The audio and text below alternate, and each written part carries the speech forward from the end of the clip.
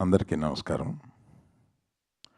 ఈ సినిమాని నాకు లభింపజేసి నేను రిలీజ్ చేసేలాగా వెనకుండి నడిపించిన నరసింహస్వామికి నమస్కారం. నేను కొద్దిమందిని ఇక్కడ మెన్షన్ చేసుకోవాల్సిన అవసరం ఉంది.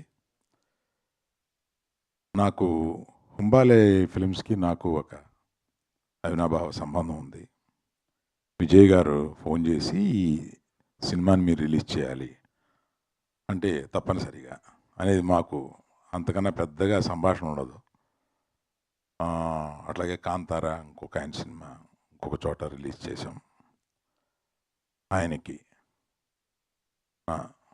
మనస్ఫూర్తిగా కృతజ్ఞతలు చెప్తున్నాను ఈ అవకాశం నాకు తీసుకొచ్చినందుకు. ఆ తర్వాత నిర్మాత శిల్ప గారితో ఫోన్ చేసి నేను మొదటి రోజున థియేటర్ హంబుల్గా చేశాము. ఈ సినిమాకి రియాక్షన్ చూసి రెట్టింపు చేశాము. సాయంత్రానికి మరుసటి రోజుకి మళ్ళీ 2 థియేటర్స్ పెట్టి పెంచుకుంటూ వెళ్తున్నాము అని ఆమెకి ఫోన్ చేసి చెప్పినప్పుడు ఆమె అలాగే నేను ఆమె మాట్లాడిన దాన్ని బట్టి ఆమె 50 సంవత్సరాలు ఉంటాయని అనుకున్నాను.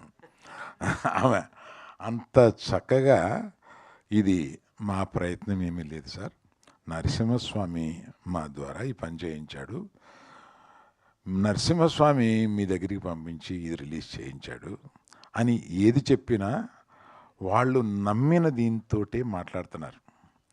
సరే, దర్శకుడితోటి ఈరోజు మాట్లాడాను, అశ్విన్ కుమార్ గారితో.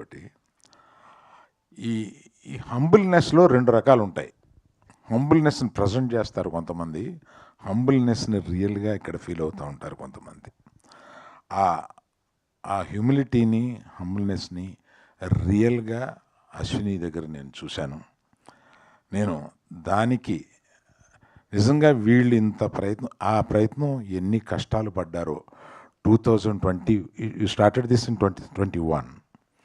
2021 నుంచి ఇప్పటి వరకు ఈ సినిమా తీయడానికి ఎన్ని కష్టాలు పడ్డారో అది పొద్దున చెబుతుంటే నిజంగా వాళ్ళకి మొండితనంతో ఆ సినిమాని పూర్తి చేయాలన్న ఒక పట్టుదలతోటి 3 సంవత్సరాలు దాని వెనకాల పడి దాన్ని పూర్తి చేశారు. అలాగా అంత పట్టుదలతో పూర్తి చేసినందుకు ఇవాళ నరసింహస్వామి ఆయన భార్యకి ఇంతటి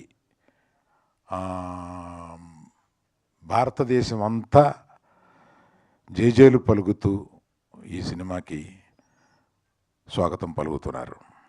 ప్రతిరోజు రోజుకి పెరుగుతూనే ఉన్నారు. మొన్న ఏఎంబిలో 200 మంది స్వాములు వచ్చి ఈ సినిమా చూసి వెళ్తున్నారు. అందులో కొన్ని సంవత్సరాలు అయిపోయింది మేము థియేటర్కి వచ్చి అని చెప్తున్నారు వాళ్ళు. ఈ స్వాములు థియేటర్కి వచ్చి చూడడం ఏంటి నాకు తెలీదు.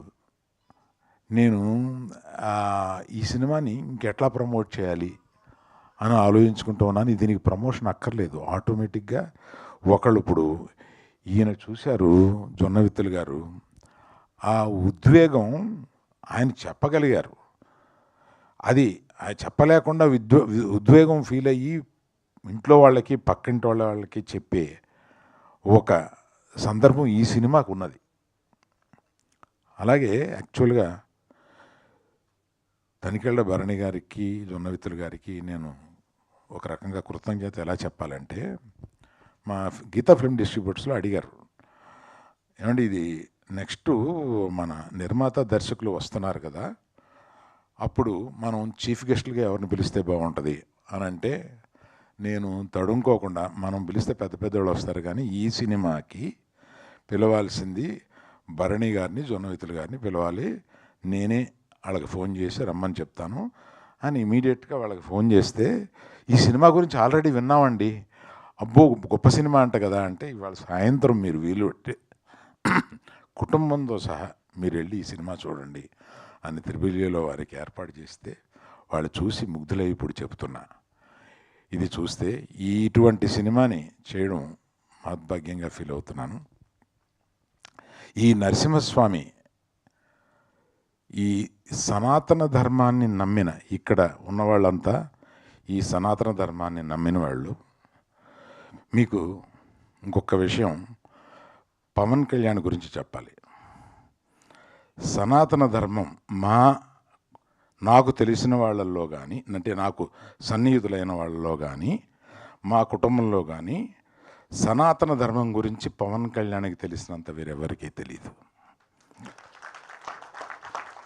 అతను పవన్ కళ్యాణ్ గారు సనాతన ధర్మం గురించి మాట్లాడితే మనం ముగ్ధులం అవుతాం. తప్పనిసరిగా వారు ఈ సినిమా చూడాలని, ఈ సినిమా గురించి మాట్లాడాలని కోరుకుంటున్నాను. సో ఈ అవకాశం నాకు ఇచ్చిన అందరికీ, ఈ సినిమాని ప్రేక్షకులే కాకుండా మీడియా వారికి కూడా కృతజ్ఞత. ఎందుకంటే దీన్ని మీరు ఇంకొంతమంది ఈ సినిమాని గురించి వినినా వినకపోయినా వారి చెవులకు తీసుకెళ్ళి వినిపించి ఈ సినిమాని చూపించే బాధ్యతగా మీరు తీసుకున్నారని నేను నమ్ముతూ అందరికీ నమస్కరిస్తాను.